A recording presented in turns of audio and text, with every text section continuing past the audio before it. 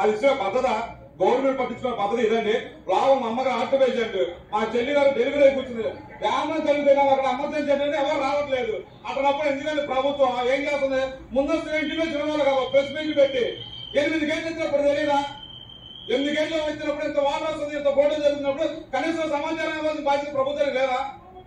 ఏమిచ్చే ప్రభుత్వం చెప్పండి ఒక్క మాట.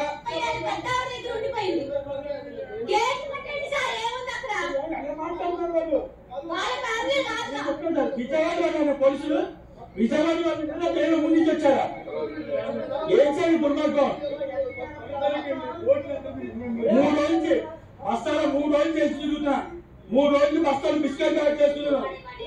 ఏం చేయాలి దుర్మార్గం? 3 రోజులు తిరుగుతున్నా చూడండి, సంచి వేసుకొని కొడుతున్నారు సార్. మా వాళ్ళు 4 సంవత్సరాల పసిపిల్లలు 70 ఏళ్ళ హార్ట్ పేషెంట్ లోపల ఉంటే మేము వెళ్ళడానికి లేదు. కోర్టులో వెళ్తే 20,000 అవుతున్నా, ప్రైవేట్ కోర్టు వాళ్ళు 20,000 అడిగారు సార్. నిన్న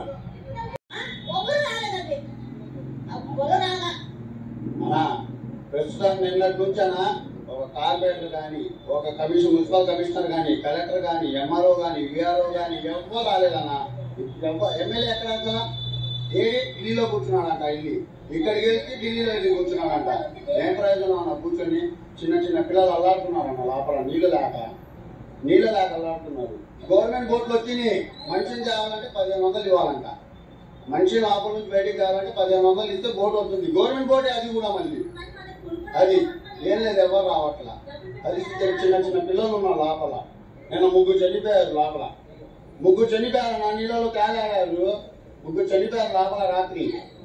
ఎవరు పట్టించుకున్నాడు? నాదుడేడి ఎలక్షన్ టైంలో వచ్చి గొప్ప గొప్ప హామీలు చెప్పారు, గొప్ప గొప్ప ఇది చెప్పారు. ఈ టైంలో ఆదుకుంటూ వచ్చి ఈ టైంలో ఆదుకోవాలి కదా. ఓట్ల కోసం మాత్రం వస్తున్నారు.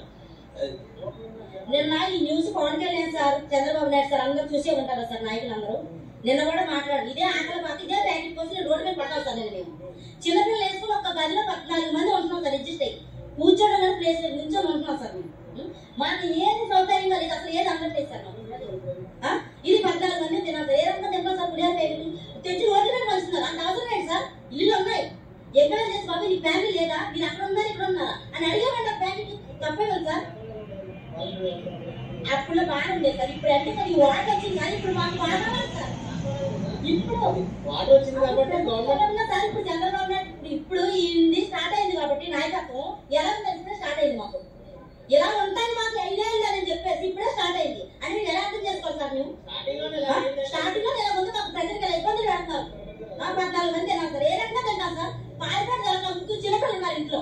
3 చిన్నపిల్లలు ఉన్నారు సార్. మాకు వచ్చే మగలు దోపిలాట తొక్కులాట దోసుకుంటున్నారు. దొరుకుతుంది లేకపోతే లేదు. అప్పటికి నేను వచ్చి లైన్ లో ఉన్నాను. మేము లైన్ లో ఉంటే ఇంటికి వచ్చేస్తామన్నారు, కానీ ఇంటికి రాలేదు సార్. సందులో రావట్లేదు. మరి సందులో మనుషులే కాదా సార్?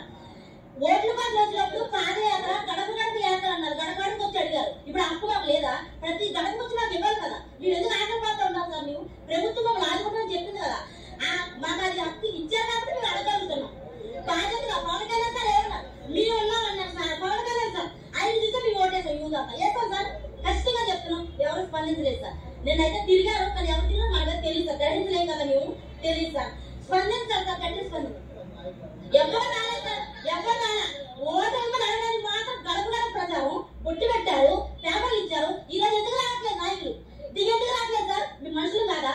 అంటే డబ్బు లేకపోతే మనుషులు కాదా? మరి ఖరీదైన ప్రాణాలు కాదా? ఇప్పుడు జేపీకి వెళ్తున్నారు, సందులోకి ఎందుకు రావట్లా? మీ మనుషులు కాదా?